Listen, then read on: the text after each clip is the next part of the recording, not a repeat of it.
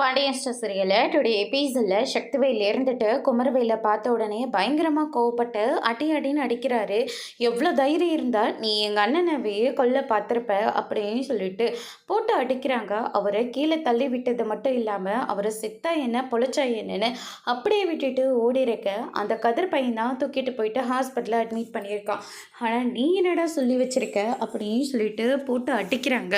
அப்பா நான் எதுவும் வேணும்ட்டெல்லாம் பண்ணலப்பா, எனக்கு அந்த கதிர் கூட பெரியப்பா இருந்தது ரொம்பவே கோவமாயிடுச்சு. அதனால் அந்த கதிர் கூட தான்ப்பா சண்டை போட்டுட்டு இருந்தேன். நடுவில் பெரியப்பா வந்ததுனால தள்ளுங்க பெரியப்பான்னு சொல்லிட்டு அவரை தள்ளி விட்டுட்டேன். அதில் தான் அவருக்கு அப்படி ஆயிடுச்சுப்பா. ஆனால் ரொம்ப பயந்து போயிட்டேன்ப்பா. பெரியப்பாவுக்கு ஒன்றுனா என்னால் மட்டும் தாங்கிக்க முடியுமா? கண்டிப்பாக முடியாது இல்லை. அதனால தான்ப்பா என்ன பண்ணுறதுன்னு தெரியாமல் அங்கேருந்து விட்டுட்டு ஓடிட்டேன்ப்பா அப்படின்ற மாதிரி சொல்லிடுறாங்க. சரி, ஹாஸ்பிட்டலில் எங்கள் அண்ணனை ஏதோ பண்ண பார்த்தியே, என்னடா பண்ண பார்த்த அப்படின்னு சொல்லிட்டு கேட்கவும் எனக்கு ரொம்ப பயமாயிடுச்சுப்பா, அதனால தான் அப்படின்ற மாதிரி சொல்லிடுறாங்க.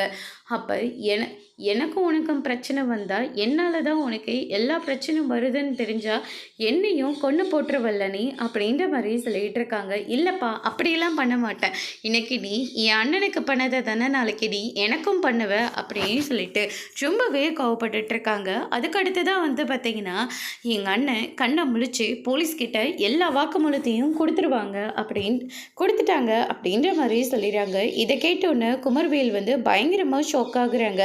என்னப்பா சொல்லிக்கிட்டு இருக்கீங்க, பெரியப்பா எல்லா வாக்குமூலமும் கொடுத்துட்டாரா? ஆமாண்டா கொடுத்துட்டாரு அப்படின்ற மாதிரி சொல்கிறாங்க. அப்படின்னா நான் தான் அவரை கீழே தள்ளிவிட்டேன்னு அவர் வாக்குமூலம் கொடுத்துட்டாங்களா? ஐயோ, என்னாலெல்லாம் ஜெயிலில் போய் களியெல்லாம் தின்ன முடியாது அப்படின்னு சொல்லிட்டு எஸ்கேப் ஆக பார்க்குறாங்க. நம்ம சக்திவேல் கெட்டியாக பிடிச்சி வச்சுக்கிறாங்க. எங்கடா ஒரு பாப்பா ப்ளீஸ்ப்பா என்னை விட்டுருங்க, நான் எங்கேயாவது கண்காணாத இடத்துக்கு போயிடுறேன். ஆனால் என்னாலலாம் போலீஸ் ஸ்டேஷனில் போயிட்டு உட்கார முடியாது, என்னை விட்டுருங்கப்பா அப்படின்ற மாதிரி சொல்லிடுறாங்க. என் அண்ணனோட நல்ல மனசுடா, உன்னை போலீஸில் அவர் காட்டி கொடுத்ததோட சரி, உன்னால் அரெஸ்ட் பண்ண வேண்டான்னு போலீஸ்கிட்டேயே கேஸை வாபஸ் வாங்கிட்டாங்க. அந்த பாண்டியனோட திமிரெல்லாம் எப்படி அடக்க போகிறேன்னு எனக்கு தெரியல, இப்போ என்னெல்லாம் பேச்சு பேசுவாங்கன்னு தெரியுமா அப்படின்னு சொல்லிட்டு பயங்கரமாக கோவப்பட்டுட்டு இருக்காங்க. சரி வாட வீட்டுக்கு போகலாம் அப்படின்ற மாதிரி சொல்லிடுறாங்க. இல்லைப்பா நான் வரலை அப்படின்ற மாதிரி சொன்ன உடனே வரலைனா எங்கடா போக போகிறேன், நான் எங்கேயாவது போய்க்கிறேன்ப்பா, என்னை விட்டுருங்கப்பா அப்படின்ற மாதிரி சொல்லிடுறாங்க. அதுக்கும் 2 அடி போடுறாரு. அதுக்கு அடுத்து தான் பார்த்தீங்கன்னா இந்த சைடு நம்ம சக்திவேல் இருந்துட்டு இங்கே பாரு, எதுக்காகவும் நான் பொறுமையாக இருந்தேன்ல, நம்ம கம்பெனிலேருந்து 10 லட்ச ரூபா பணத்தை என் அண்ணன் தூக்கி கொடுத்தாரு. அப்போருந்தே நான் உங்ககிட்ட என்ன சொல்லிட்டு இருந்தேன், கொஞ்சம் பொறுமையாருன்னு உங்ககிட்ட நான் எத்தனை தடவை சொல்லியிருப்பேன். ஆனால் ஒரு தடவையாவது நீ என் பேச்சை கேட்டிருந்தா இப்போ இப்படியெல்லாம் நடந்திருக்குமா? அப்போருந்தே தலைப்பாடாக அடிச்சுக்கிட்டேனேடா, 3 வேளை நல்லா சோறு தானே திங்கிற, வேற ஏதாவது திங்கிறியா அப்படின்னு சொல்லிட்டு பயங்கரமாக பேசிக்கிட்டு இருக்காங்க. அதெல்லாம் கேட்டோன்னே குமாருக்கு ரொம்பவே வருத்தமாக இருக்குது. சரின்னு சொல்லிட்டு அவரை வீட்டுக்கும் கூட்டிகிட்டு போகிறாங்க. இந்த சைடு ஆஃபீஸ்க்கு லீவ் போட்டதுனால செந்தில் இருந்துட்டு பர்மிஷன் கேட்டுக்கிட்டு இருக்காங்க. என்னடா பண்ணுறது, வீட்டுக்கு அடிக்கடிக்கு ஏதாவது ஒரு பிரச்சனை வந்துக்கிட்டே இருக்கு, எனக்கும் என்ன பண்ணுறதுனே தெரியல அப்படின்ற மாதிரி சொல்லிக்கிட்டு இருக்காங்க. அதுக்கடுத்து தான் குமரவேலை கூட்டிகிட்டு வந்த உடனே நம்ம செந்தில் இருந்துட்டு அப்பா வெளியே வாங்க அப்படின்னு சொல்லிட்டு சத்தம் போட்டு கூப்பிட்டுட்டு இருக்காங்க. கோமதி, ராஜி, கதிரன்னு சொல்லிட்டு எல்லாருமே கிளம்பி வந்துடுறாங்க. வந்த உடனே பார்த்தீங்கன்னா டேய், செய்கிற தப்பை எல்லாத்தையும் நீ செஞ்சுட்டு எவ்வளோ அழகா என் தம்பி மேலே எல்லா பழியும் தூக்கி போட்டல, உன்னெல்லாம் நான் சும்மாவே விட மாட்டேன்டா அப்படின்னு சொல்லிட்டு பயங்கரமாக சண்டை போட்டுட்டு இருக்காங்க. அதுக்கடுத்து தான் பார்த்தீங்கன்னா பார்த்து பேசு, கையிடுற முதல்ல அப்படின்ற மாதிரி சொல்லிடுறாங்க. உன் பையன் பண்ண வேலைக்கு நீ என்னெல்லாம் பேச்சு பேசின அப்படின்னு சொல்லிட்டு அவரையும் பிடிச்சி நல்லா திட்டி விட்டுட்டு இருக்காங்க. அதுக்கு அடுத்ததான் என் அண்ணன் உனக்கு என்னடா பாவம் பண்ணாரு, உன்னை பெத்த புள்ள மாதிரி அவ்வளோ நல்லா பார்த்துக்கிட்டாரேடா, அந்த மனுஷனை கொல்ல பார்த்துருக்கேன், நீ எல்லாம் நல்லா இருப்பியா? நீ பண்ணது மட்டும் இல்லாமல் அந்த பழியை தூக்கி என் பிள்ளை மேலே போட்டிருக்க, என் பிள்ளை உனக்கு என்னடா பாவம் பண்ணா அப்படின்னு சொல்லிட்டு பயங்கரமாக திட்டிகிட்டு இருக்காங்க. அதுக்கு அடுத்து தான் பார்த்தீங்கன்னா இந்த சைடு நம்ம சக்திவேல் இருந்துட்டு தேவையில்லாமல் பேசிகிட்டு இருக்காது. யார் தேவையில்லாமல் பேசிகிட்டு இருக்காங்க, நீ அமைதியாக இருந்தால் எல்லாத்துக்கும் நல்லா இருக்கும், பேசாமல் இருந்துக்கோ, இல்லாட்டி உன்னை ஏதாச்சும் நான் சொல்லிட்டு போகிறேன் அப்படின்னு சொல்லிட்டு கோமதி இருந்துட்டு சக்திவேலையும் வெளுத்து வாங்கிட்டு இருக்காங்க. அதுக்கு அடுத்ததான் செய்கிற தப்பை எல்லாத்தையும் நீங்கள் செஞ்சுட்டு ஆனால் கடைசியில் என் பிள்ளை மேலே பழிய போட்டு போலீஸ் ஸ்டேஷனில் வச்சு என்னெல்லாம் பேச்சை பேசினேன், முதல்ல நீங்கள் சரியாக உன் பிள்ளைய வளங்க, அதுக்கப்புறமா நீங்கள் என் பிள்ளைய பற்றி நீங்கள் பேசுவீங்க அப்படின்னு சொல்லிட்டு இந்த சைடு நம்ம பாண்டியன் வந்து பேசிக்கிட்டு இருக்காங்க. என் பிள்ளை மேலே அந்த கேஸை போடு இந்த கேஸை போடுன்னு சொல்லிட்டு என்னெல்லாம் பேச்சு, அப்பா சாமி அப்படின்ற மாதிரி சொல்லிட்டு இருக்காங்க.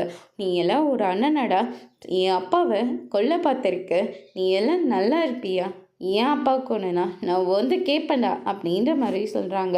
அதுக்கடுத்து தான் என் அண்ணனை தலைகுனியை வச்சு அப்போல்லாம் எங்கடி போனேன் அப்படின்ற மாதிரி ராஜியை வந்து கேட்கவும், ஆமாம் நான் ஓடி தான் போனேன், ஓடி போய் கல்யாணம் தான் பண்ணிக்கிட்டேன், ஆனால் உங்கள் புள்ள எல்லாம் தப்பு பண்ணியிருக்கான், அதுக்கு நீங்கள் எவ்வளவோ அவமானப்பட வேண்டியதாக இருக்குது அப்படின்ற மாதிரி சொல்லி நமஸ்கார் பண்ணி விட்டுறாங்க.